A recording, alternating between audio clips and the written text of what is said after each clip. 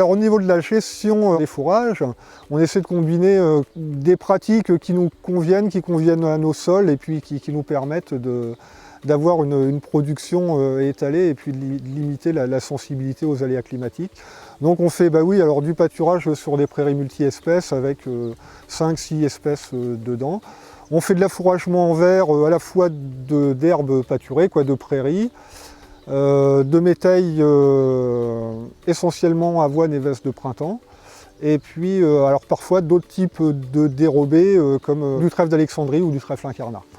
Voilà, donc on essaie de combiner toutes ces méthodes à différents moments, différentes périodes de semis, différentes périodes de récolte, notamment pendant les sécheresses estivales. Des fois on fait des semis de printemps en veste avoine et on va pouvoir distribuer ça au mois de juillet. Nous sommes passés du pâturage tournant vers le pâturage au fil, alors essentiellement pour avoir une meilleure gestion du parasitisme. Et puisque en fait on avance le fil tous les jours et dans ce cas-là on limite les infestations essentiellement de strongles.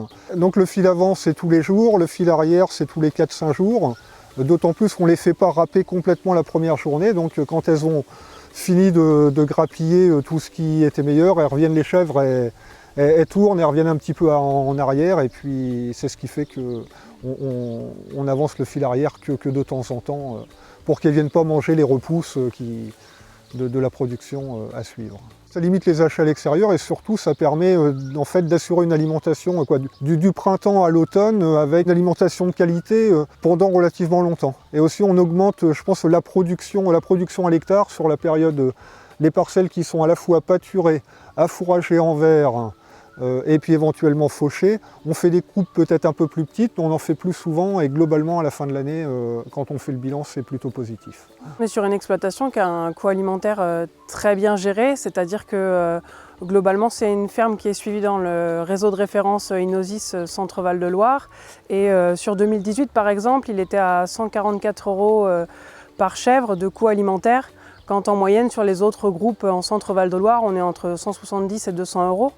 Et puis réparti aux 1000 litres, il est autour de 216 € quand on est en moyenne à autour de 220 €. Ça veut dire que c'est bien, il en a pour très peu de coûts alimentaires, mais par rapport à la production, il reste tout à fait cohérent et c'est très réfléchi et très cadré. Donc on est sur un système en agriculture biologique où effectivement les coûts d'achat extérieurs sont assez chers, donc ces chiffres-là sont d'autant plus parlants et d'autant plus intéressant quand on compare à des systèmes qui ne sont pas forcément biologiques. Cette année par exemple, il a affouragé pendant plus de 2 mois il me semble, uniquement avec du pâturage et de l'affouragement en verre, sans fourrage sec.